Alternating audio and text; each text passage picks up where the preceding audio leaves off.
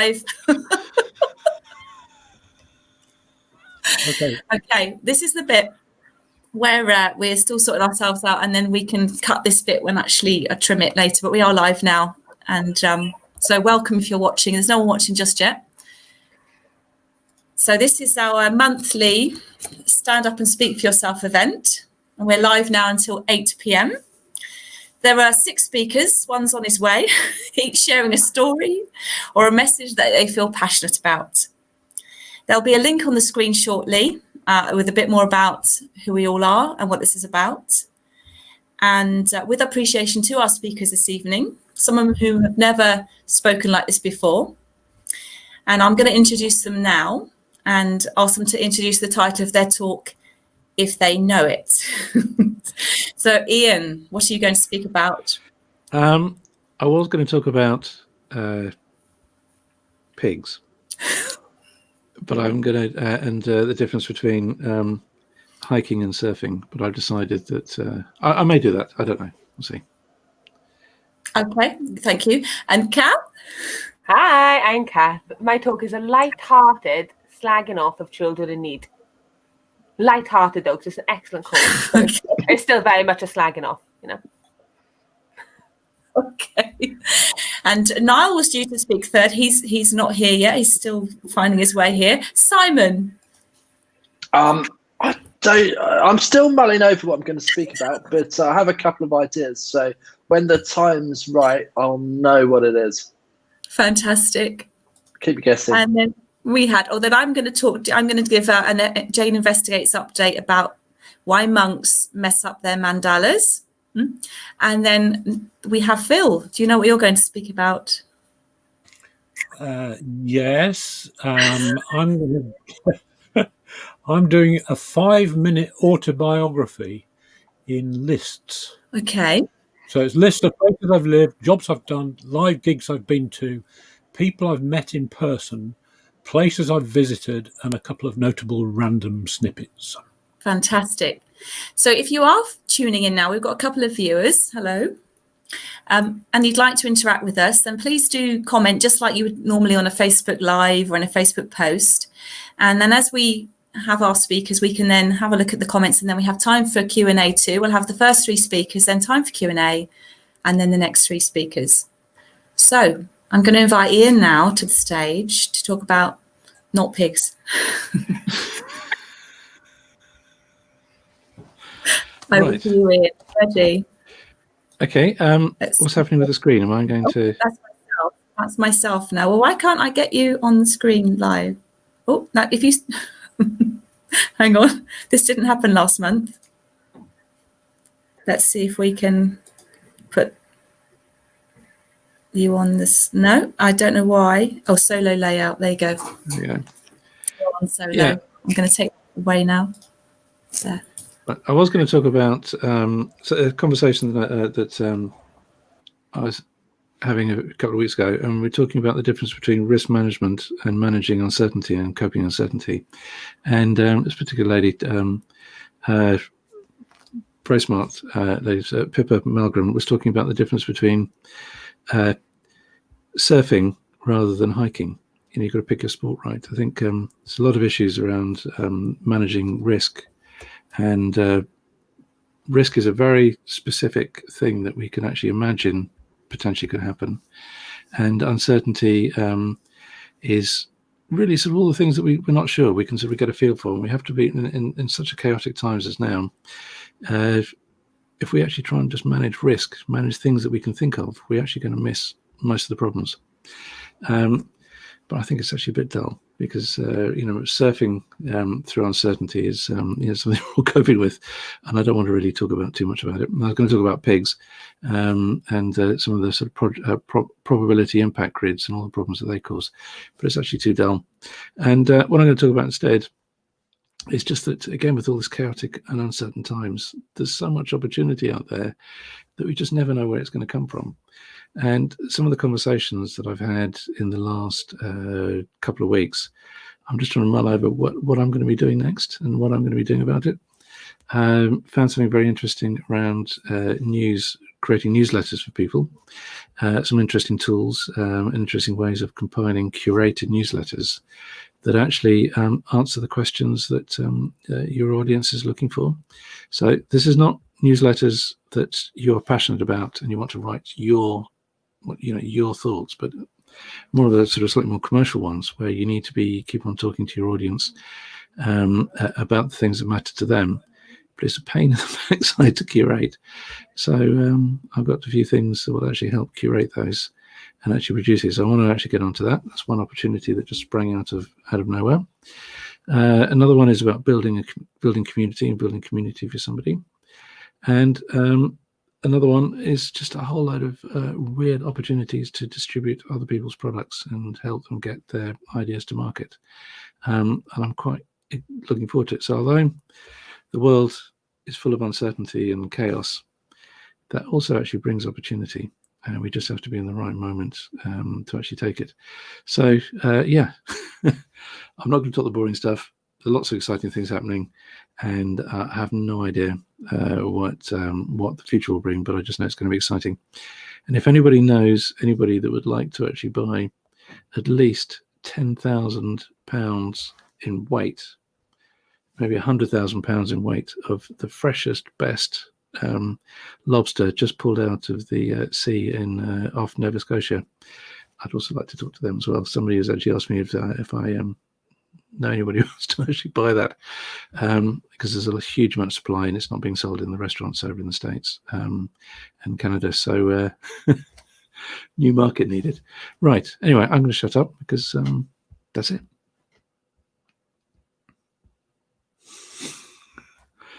Yeah.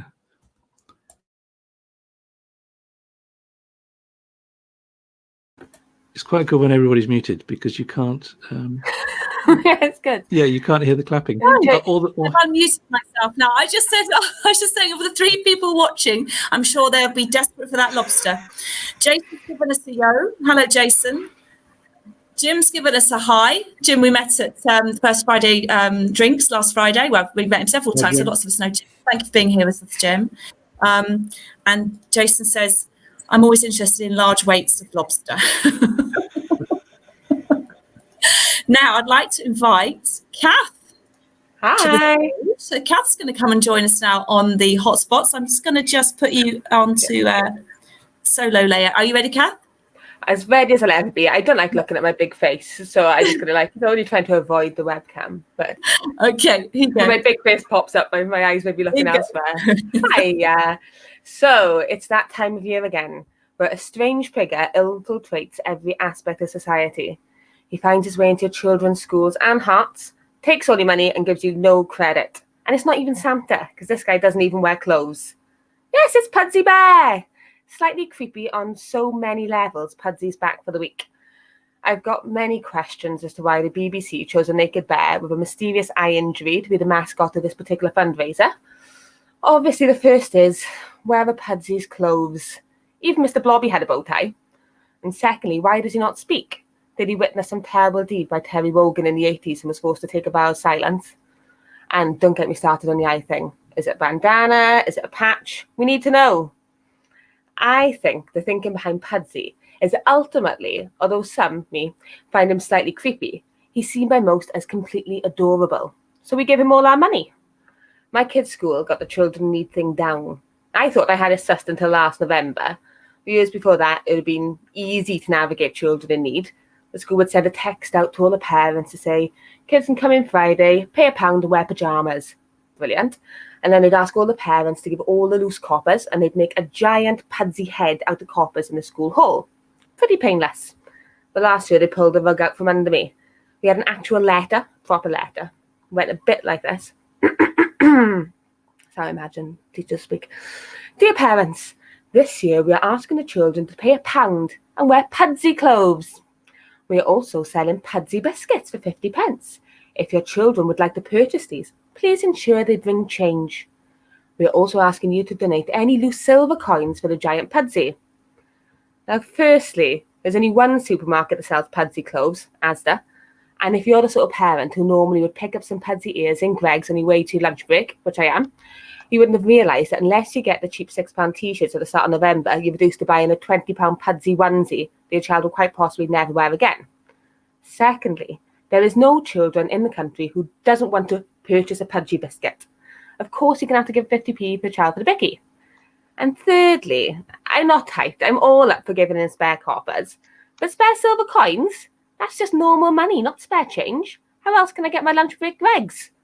So one good thing to come out of the pandemic is that this year the school have chilled right out on shaking us down for Pudsy, and instead are putting a donation box at the top of the drive. Yes. So now I can just donate my standard £1 per child and keep my pennies for pasties. Thanks.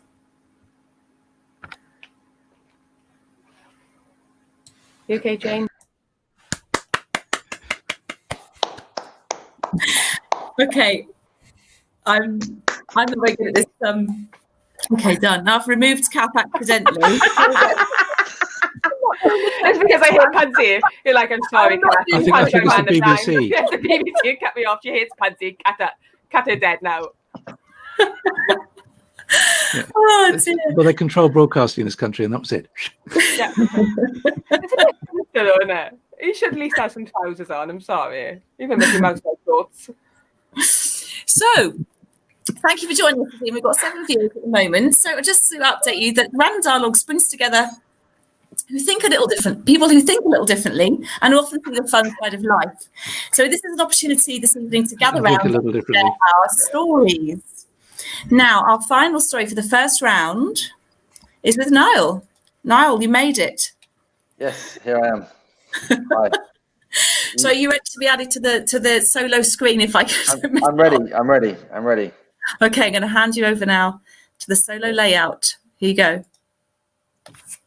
Hi everyone. So I'm Niall. I'm a spaceman. As I said before, I'm not Bulgarian, but I live in Bulgaria, and I'm going to talk about 7 striking things about Bulgaria. The first one is the weather. It basically it's sunny.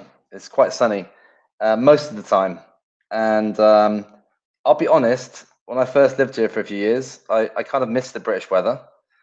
I kind of missed the temperate weather, you know. But when I moved back to England for 5 years, I was more than happy to move back to Bulgaria for a second time, and now I really enjoy the sunshine. It's if it's cloudy, the clouds are high, and so it's one of the wonderful things. Second great thing is the nature.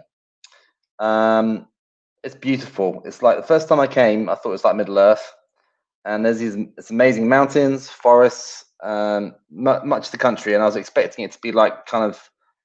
I just some reason had this idea of like these massive Russian plains and very boring and grey, but it's not like that at all. It's spectacular. It's like New Zealand of Europe. I would go that far. Third thing is it's good for winter sports, but not only winter sports. It's good in the winter because all the nature is all the more beautiful. You can go and stay in like amazing cottages, like with nice little fires, very affordably, in the middle of nowhere, and it's like super peaceful, like something from another time. And yet, absolutely, there's skiing everywhere as well. So lots of options for that. Fourth thing is the beaches. The beaches, Beaches. It's a few hours drive, but the Black Sea is getting better and better. That's the Bulgarian coast. In 2 hours, you can be in Greece. So if you leave at 8 in the morning, by lunchtime, you can be either on a North Greek beach or a Bulgarian beach. And it's obviously, yeah, that ability to get to Greece especially has always been really special, like an amazing thing. The fifth thing is the wine. There's lots of, I believe that Bulgarian wine is great value, and I think there's many people that feel that. And you can do pretty cool wine tastings in the main cities, but also a lot of the wineries have really good wine tasting tours out of the city. Often they're very quiet. You can meet the owner himself. They'll take you around in person, and they'll do sort of just the most amazing kind of wine tours. Sixth, Sofia and Plovdiv. Sofia is the capital where I live. It's basically pretty good for work. There's a lot of work here, I would say, at the moment. Over the 15 years I've known it, it's kind of got better and better for nightlife and all that stuff. And Plovdiv is a really cool tourist city, about a 2-hour drive, and lovely place to go for a weekend. old. It's an old city. A lot of cool old ruins and things and festivals and like a nice old town. 7th is that it's surprisingly calm and safe feeling, and that's a wonderful thing. I never ever feel in any danger, or there's never any trouble, it seems, on the streets in general when you're out in the city, and so it just feels like really like everything's like just like nothing's bad's going to happen. But sometimes it can feel almost too calm. And of all those things, I thought the one that strikes me the most is the second one, the nature. So the big thing, as a final point, the most striking thing about living, and spending a lot of time in Bulgaria is that it is spectacularly beautiful nature. Middle Earth / New Zealand of Europe, and I highly recommend it, obviously. And that's the end of my talk.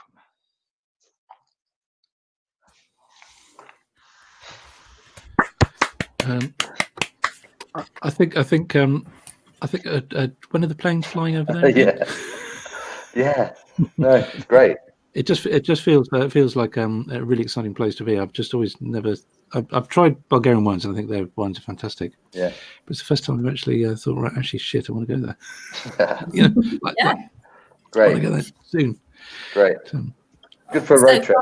This is we'll have a little moment now where we can just have a break from the talks to, if you want to interact, ask any questions, or say hi again, or share anything, and then we'll move on with the next round. Or even between us, we can just have a little chat. Niall, are you actually a spaceman? No, but it's part of my new personal branding. Ah. So there's a book coming. I talked about it in the last time I was on the show. I did a 5 minutes partly about being a spaceman and being a fireman. Okay, well, so what do you do if you see a spaceman? It's not that kind of spaceman though. Parking it man. Yeah. In fact, my son was actually on the radio, on Three Counties radio, and they actually sort of tell a joke. So that was a little kid when he was only about this high. He said, "Do you see if you see a space?" So that was his moment of fame. Downhill. You're launching something exciting this week as well. Yeah, this week I'm launching. Thank you for the opportunity to plug it. I'm launching a partnership of Bulgarian tech companies.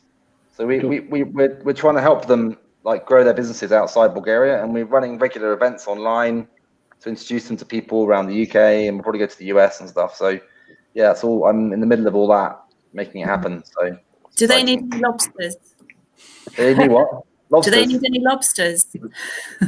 We're very happy to receive them. Yes. Well, I was just talking to somebody just before this call that said, do you know anybody who wants to take regular shipments of at least £10,000 in weight? Ooh. Probably a better £100,000 in weight of the freshest, best lobsters from the just caught off the Nova Scotian coast. Wow. So that's very nice. But that's another software developer. So okay, it's an interesting sideline. Who was talking about lobsters? Transit earlier, Niall, didn't we? Again? We lost transit at the start. Yes. Sorry. Yeah, I was a little bit late. It's all right. You found us. So, should we crack on with the next speakers? If anyone, because we haven't had anyone in the audience. We've no one's commenting. I don't know if they're a bit shy or if they're just pretending to watch. They've gone off to make their tea. Yeah. My husband is log it on if he goes. Yeah, and then he's gone off. Simon, do you want to share something? You like to share a update, or I'll give you the solo. I'm going to have a go. Yeah. Okay, cool. Well, welcome, Simon. This is your first time with us, so welcome to the team. And we're all, as you can tell, we're all very experienced speakers now. And producers. And producers, yes. This is my worst month of producing. I don't know what's gone wrong. I'm going to now put you in just so lonely. Oh, fantastic. All right. Thanks for inviting me, Jane. Really appreciate that. So I just want to share a few things about one of my passions, which is entrepreneurship. And, I've got this sort of belief that entrepreneurs should be involved in every aspect of life, and I think entrepreneurs have the ability to think differently, to solve problems. And I think entrepreneurs get a bit of a bad name sometimes. They're looked at as sort of greedy business owners or whatever, but I think the way they think, and I know we're amongst some entrepreneurial thinkers in this room, can help solve some of the issues in today's world. And I've got a particular passion for social entrepreneurship. So I just wanted to share a couple of companies I've come across, people I know, that have started social enterprises, which are enterprises. They're not charities, they're proper businesses, but they're also solving some issues in the world. So first one I wanted to talk about was a good friend of mine started a company called Pudsy, which they sell honey and harvest honey in Zambia. And it's quite extraordinary, really, what they do. Ian was talking about his lobsters and the quantity of lobsters. Pudsy produce something like, I can't remember, it's over 100 tons of honey a year. They're one of the biggest producers of honey, I believe, in the world. And how they do that is they give families in Zambia a beehive. They're building 150 beehives a day and onboarding these families. They give the family a beehive. They look after it for the year. Twice a year, their team comes and harvests the honey from that beehive, and they pay there and then whatever that weight is in honey. And that gives these families, they're supporting over 7,000 families at the moment. That gives them an income that's much more than they would get traditionally in that country. And they take that honey, they bring it into the UK and other places, and they sell quite a lot bulk, but they also put it into jars and then sell it as a brand, and it's in lots of shops in the UK as well as around the world. So that's a business that operates purely as a business, but it's helping families in the process. And it also runs 2 schools, which is the sort of charitable element of it. But I think it's fantastic the way it can support 7,000 families and support itself without having to go out and raise money in like a traditional charity would. It's another business I came across. I went to a talk by the CEO of this business called Bellu, which is a water company. I'm sure you've seen their bottles of water in restaurants. They're very smart. They decided not to go down the supermarket route, but they supply all their bottled water to restaurants and the restaurant trade. So often you'll see their bottles of water in restaurants, and there again, they use all the profits from that business to give to water aid. So that, I think they've given something like £5 million to date from that. But it's a commercial business, but it does support water aid. And so again, a great example of an entrepreneurial idea and supporting good. The other one I found, I don't have any personal connection, but I've heard their story before, was the Stand for Socks, which is where you could buy a pair of socks and then they give another pair of socks to homeless people. So there again, it runs like a business, but it does support homeless people as well, and you get a great pair of socks in the process. So I think with social enterprise in particular, it's a win-win because as a consumer, you're buying a product typically that's great. The business is sustainable because it doesn't have to rely on grants and charitable donations, and I think society benefits. So I'm just really passionate about entrepreneurship helping society in general. So that's my little thought for today.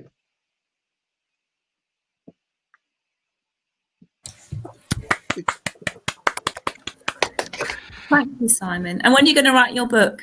Never. Well, that's what you think this week. Do you know what? I have an idea too busy for a book, because but it wouldn't be. It's nothing to do with business. What I love going around is you can't do it at the moment, of course, but you go to some random place in the UK and you find some independent shop that sells something very niche and peculiar, and you think, well, I didn't even know that a shop would exist to sell that. And I'd quite like to write a book on random shops that sell Okay. Well, stuff that no one here's the needs. thing. Would you start a newsletter on that? So you can just every week find one shop, write it, and I'll distribute it to thousands of people. Well, I probably could when I was traveling quite a bit around the country, but that's all stopped. So yeah. But I used to love that. Just some village somewhere, or small town, and they just have a shop that sold something unusual. Like it might maybe supporting a hobby or something like that. That was unusual, but that they were probably the best shop in selling that stuff probably in the country. But it was only a limited market. So yeah. We've got somebody who's got a joke. Right, we've got Jason. We've got Jason saying, Why did the lobster want to share? Because he was shellfish. Very good. Very good. Very Right, good. now. The other serious thing about Simon is that you're too busy doing things because you actually started a bus company. So. Well, I did, but I did. Yeah, that was a sort of social enterprise. But fortunately, I'm not involved with that day to day now, which is great. So I'm a brilliant. Like many entrepreneurial people, I'm fantastic at starting stuff, but I'm more or less on to the next thing straight away. So we have a fantastic team that run the buses, and yeah, it's brilliant. Actually, I'm very proud of being part of that project in Harpenden, so it's a community bus, and we run on a sort of community basis with volunteer bus drivers, and we pick up passengers where commercial buses don't go. Amazing. Thank you, Cool. Simon. Thank you. Well, talking of newsletters, I'm going to now plug mine because I'm about to speak. So I'm actually going to put my newsletter here, which is now I'm going to be the one who's going to talk. I'm going to put myself onto the screen if I can. No, why can't I put myself onto the screen? You may have to take the banner away first. Oh, solo layout. Here we go. I made it. I made it on. So actually, I'm going to read from a blog that I've written in my newsletter this week. So I'm actually going to flick. So if you're watching and thinking, I'd quite like to, come and join these guys and speak sometime, and I don't know what to talk about, and I'm a bit nervous about it, I'm actually going to read mine. So here we go, which isn't quite as natural, I know, as everybody else's, but I feel more comfortable doing it this way. So my talk is called Why Monks Mess Up Their Mandalas. And actually, when I Googled this today, I came up on the front page of Google. So for the SEO we've been working on together with Ian, this has given it a front page rank. So there is geometry in the humming of the strings. There is music in the spacing of the spheres. That's a quote by Plato. What is mandala art? Birthed in Buddhist and Hindu traditions and loosely translated from Sanskrit, mandala means circle. Mandalas are repeating patterns of harmony, unity, and wholeness from a central space, aligned with the never-ending universe. There are many ways to create a mandala, and in this Jane Investigates episode, I share a way we can create greater calm, clearer thinking, and present moment awareness through making a mandala in nature. Now, if you are able to call up the blog, you'll see the photos and the images of the nature mandalas to go with this. So why make one? Well, mandalas can teach us about non-attachment, impermanence, the cycle of life, and being with things as they are. It's not the time it takes to create one, nor the end results. It's more the process. Enjoy the playfulness of gathering, paying attention, arranging and experimenting, and then the act of letting go. Leaves flutter, petals wilt, seasons change, life moves on.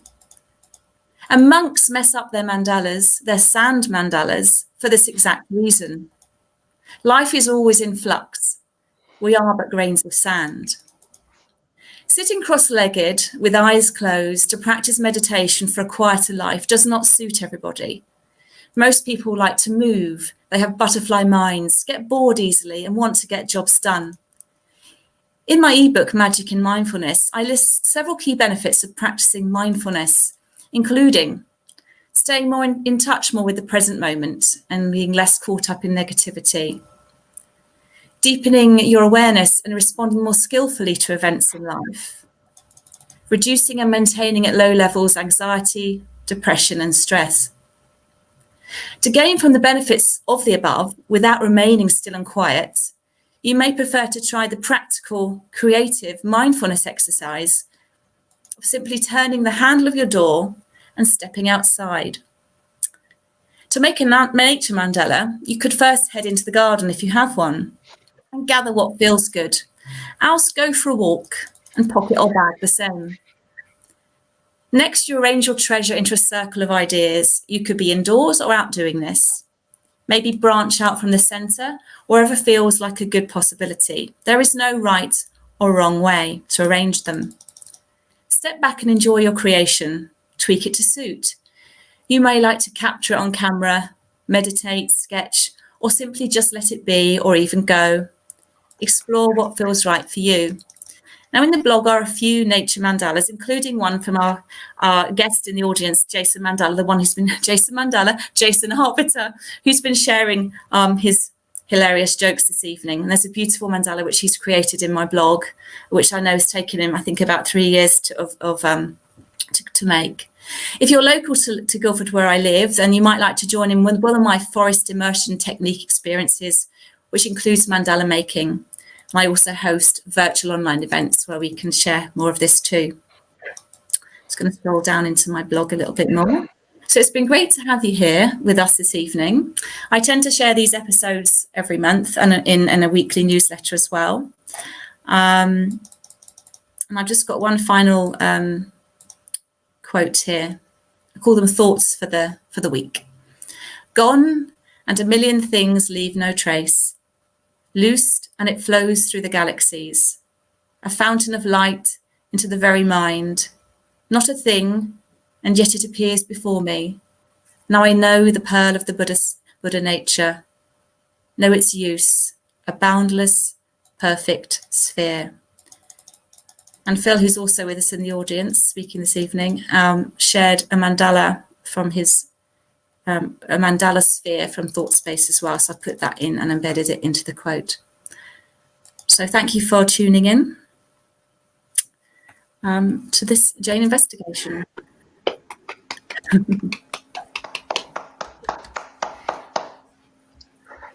Now, I'm going to hand you over. Well, I was going to hand you over. Oh no, he's here. Why isn't he into the stream? Phil, I don't know why you weren't in the stream. My internet dropped, so I better be quick with my thing because. I thought it's a life story. It's not going to be quick. Well, it is. So you're going to read. How do you want us to interact with you? Well, what I'm going to do is I'm doing my autobiography in 5 minutes. I'm doing it in lists. Okay. So I'm only going to. What's the quote from LOLO? Listen very carefully. I will say this only once.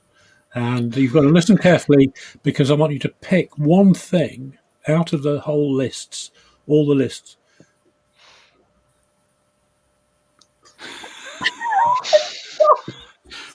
I think that's the BBC again, because that was probably going to be about when he actually murdered Pudsy.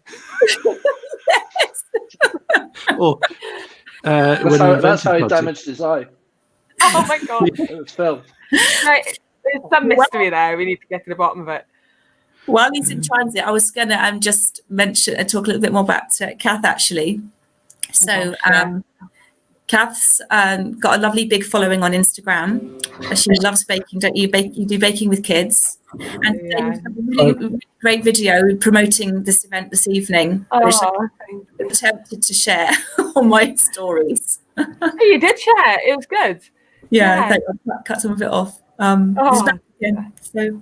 So Phil's back. So if you want to catch up with Cath, I'll share her stuff in the document, which I'll share again in at the end. But she does some fantastic work on her Instagram page with for children and families.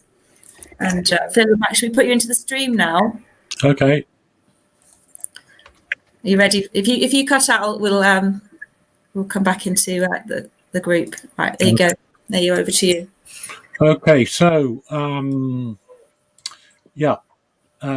this is a list of places I've lived, jobs I've done, live gigs I've been to, people I've met in person, places I've visited, and a couple of notable random snippets. Right. To start with, list of places I've lived.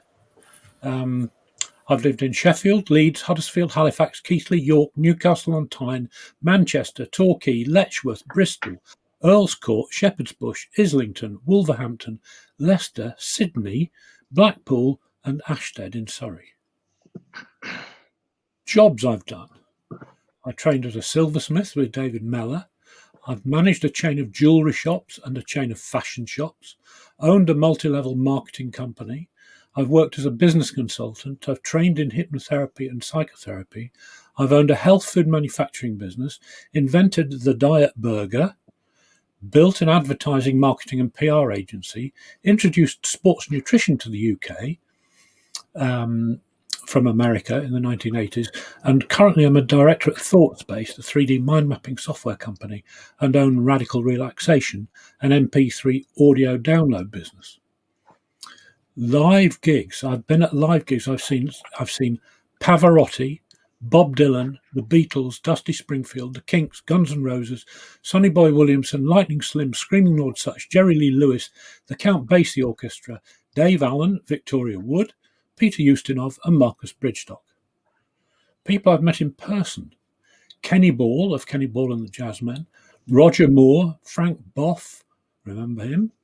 Tony Blackburn, Steve Redgrave, Matthew Pinsent, Arnold Schwarzenegger, Lou Ferrigno, do you know who that is? And Randall Keynes.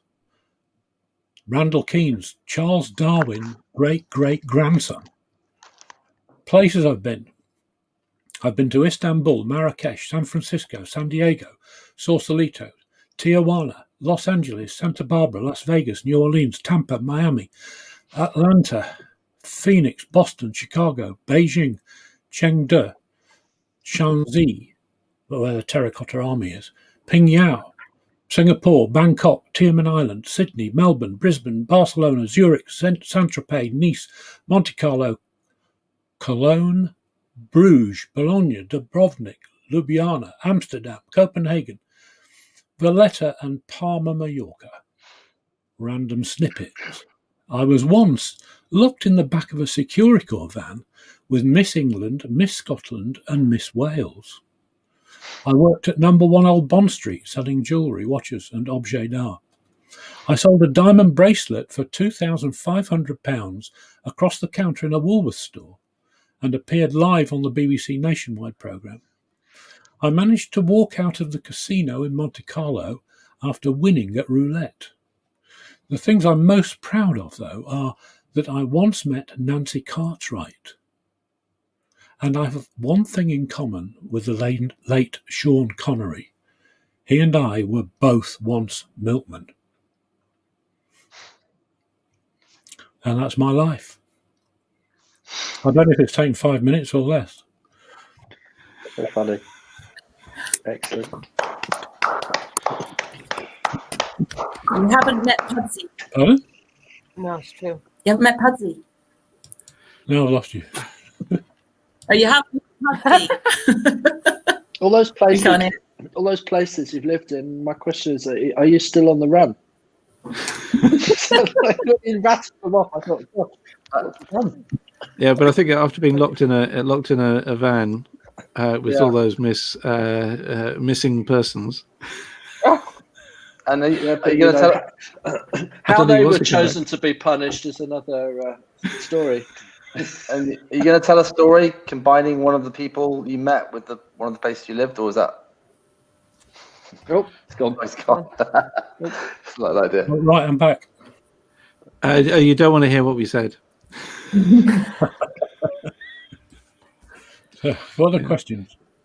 Any questions? What multi-level marketing company did you run? Or It was called Green Friends, and it was yeah.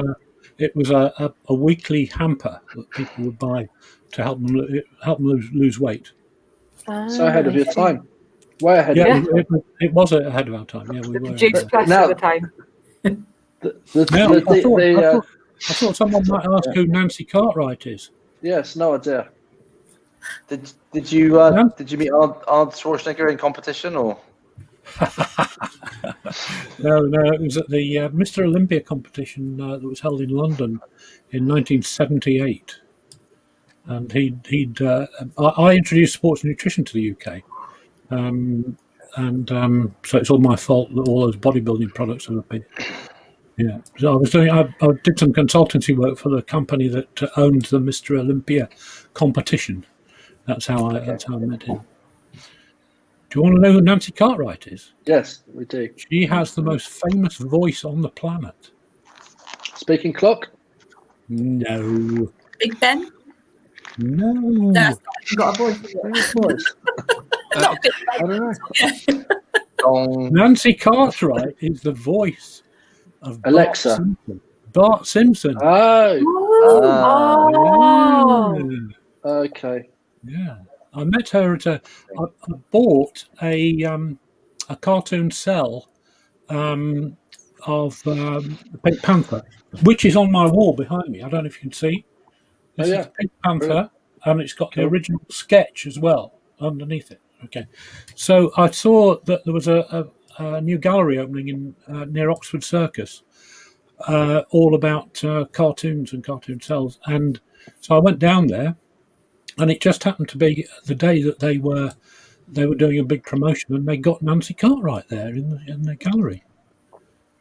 What was your favourite? What was your favourite job? Favourite place? Favourite person you met? Favorite place. That's so difficult. Definitely back of the security corps van. Yeah. Back of the security corps van with Miss Wales. That was quite something. That was. What was that about? What's the story behind that? Well, I was opening a jewellery shop in just inside the front door of a department store on Oxford Street. It was a brand new store. Woolworths were opening a new flagship store, and I was asked to do a publicity stunt for this event, and I got Miss England, Miss Scotland, and Miss Wales, and £25,000 worth of diamond jewellery on Apro from Hatton Garden, and decked them out in this, and we turned up outside the store, and it got on the front pages of all the national newspapers. We had 600 column inches in national newspapers. Wow. And it was on TV, and it was a huge thing. Yeah. I was a judge for Miss UK, or one of the heats. Really? I Regional heat. don't think this is broadcastable, is it? Well, the other thing Maybe about not. not being broadcastable, Jim has got a sensible question. So well done, Jim. Yeah. The other thing is, I'm also About noticing. time. Yeah, I was also noticing the not so sensible questions from Jason.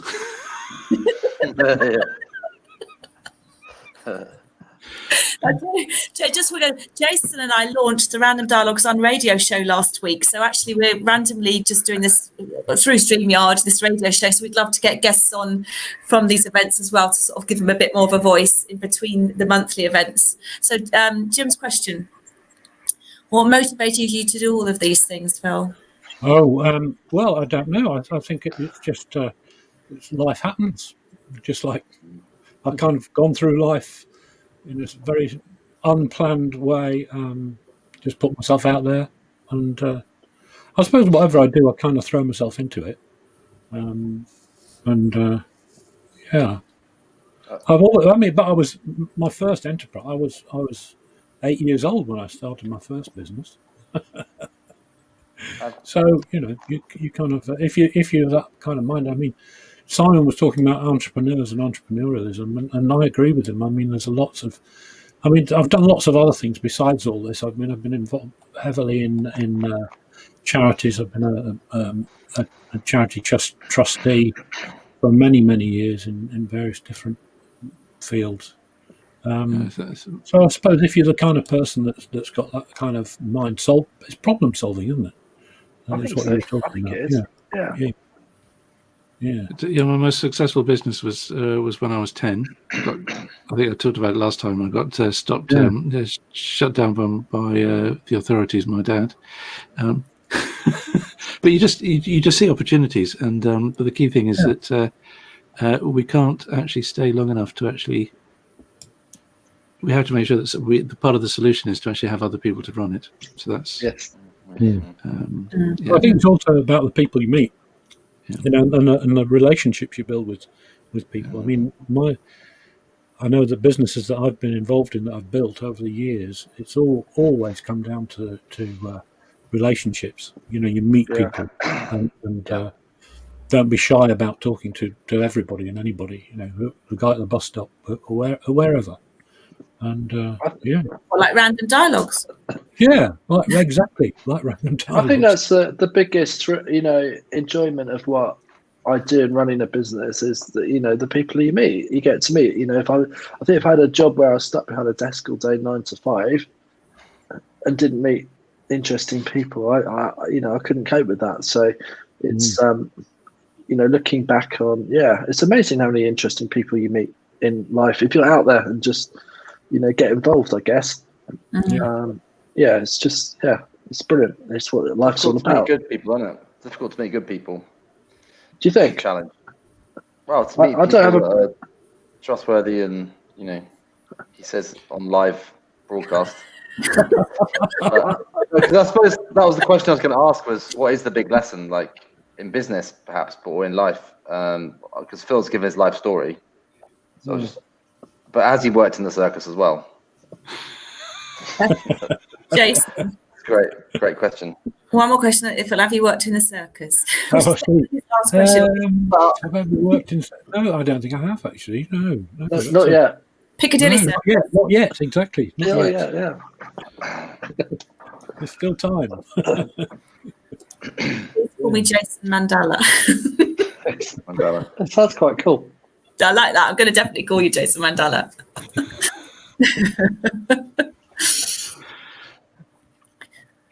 Wow. Any more questions?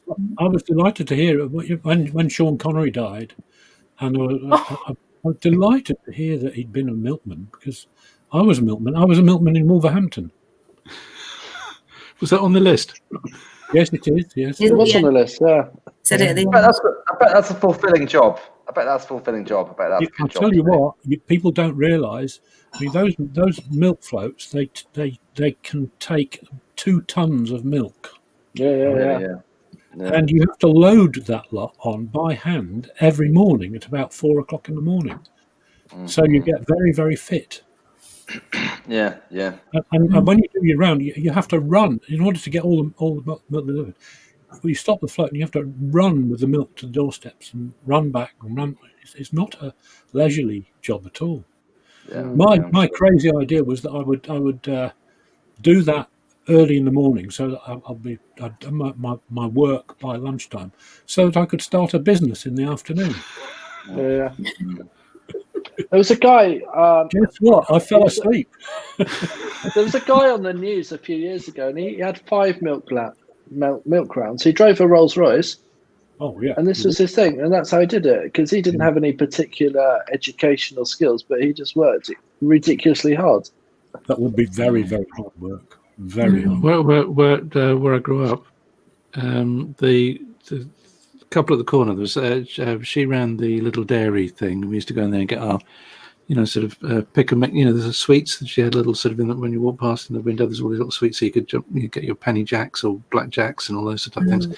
Only one more in the shop. Get out. But her husband had like a little rag and bone sort of like all sort of bric-a-brac sort of store just opposite. And when they popped their clogs, they wrote a obituary in the Times. Actually, they were both multi-millionaires. Gosh. And they just happened to. She actually did run the dairy when it was a dairy. It was in Notting Hill Gate in the sort of Hillgate Village. And he bought a little shop over there, but they actually also had a funny where the horses used to be for the where they had the milk depot. they sold that property, or they rented it to an architect's place, but they had all the little properties, all the little shops that when they came up, they went and bought.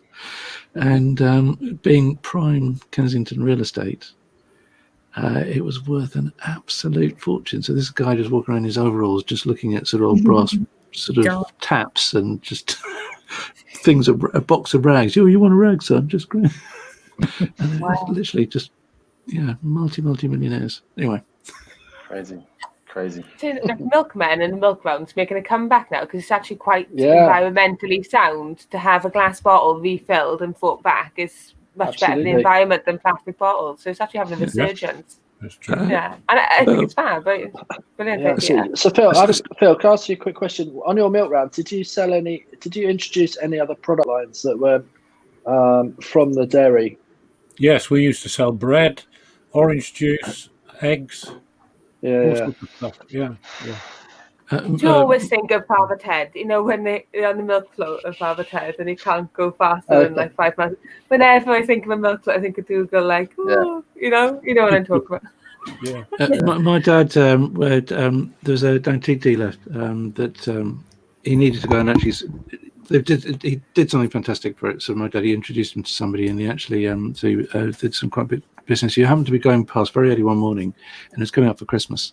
So he actually went and dropped some bottles of rather nice clarets outside his door very early in the morning, and he put a little note saying, "Thanks, Bob.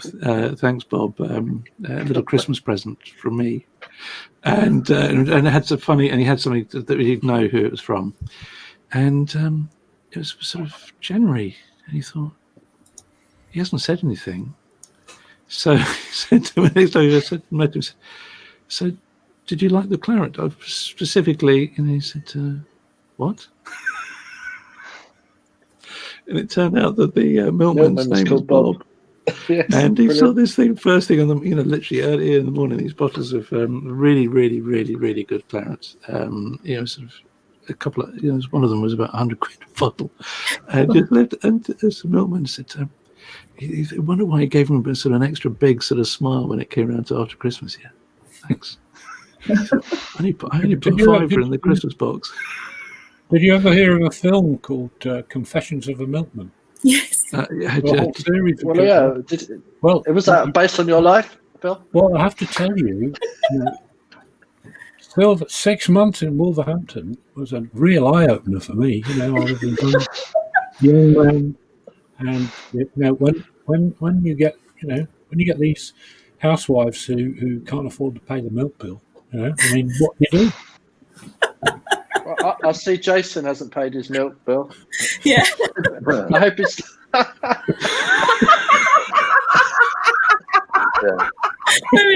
He's got his hand out in my Jason Mandala. So how are you going to pay that off, Chris?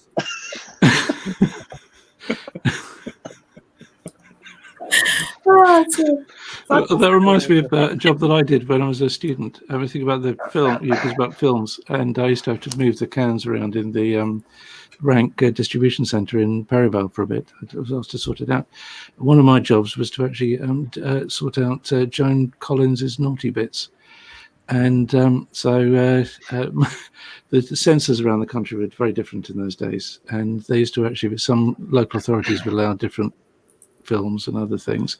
So they used to cut the bits out of Joan Collins in sort of shower scenes and all sorts of other things. So I had to go and get her naughty bits so that somebody would go and put them, so they could go and clip them back in the film, or take them off and make sure they got stored. So one of my early jobs was handling Joan Collins's. She said, "Yeah, where's Joan Collins's tits then?" So that was me. Oh shit! Well, Ian, you nudged Simon to write his book earlier and start writing newsletters. You've got just enough stories coming out of your ears as well. It's like, where do all these stories come from? I've just had a notification on my Gmail saying that you're live now on Stand Up and Speak for Yourself on YouTube. So we're on YouTube as well with this. We're everywhere. Wow. So thank you to the 7 people who are with us now. I think some of you might be joining now and thinking, what on earth are you all going on about? Because you've arrived a little bit up, towards the end. We've just had 6 speakers, 6 random dialogues this evening. We meet monthly. We also have random dialogues on radio show, plus just a general random meet for the team who wants to come along and just tune in and chat with us. So we're going to sort of start wrapping up now. It's 5 to 8. It's been an hour. It's been a lively hour of random dialogues. So I don't know if anyone wants to finish off with maybe a word, a feeling, something they want to share just to close. One question. This is open to other people. So if somebody else could come along, it means I don't have to come next week. Next month. Yeah. It's always good fun. I get a bit desperate. but I think it's the idea. I quite like the idea of having that we are a group. We do, and we just rotate it around. And it's, and tonight our guest, our guest speaker, as you're all guest speakers, and it's lovely to have what Simon tonight was our random speaker, really, who hasn't come on the show before. So I hope you've enjoyed it, Simon. Absolutely, yeah, it's been great fun. Good. I just found a very sort of moving poem that it'd be quite nice to share a few words from. Yeah, lovely.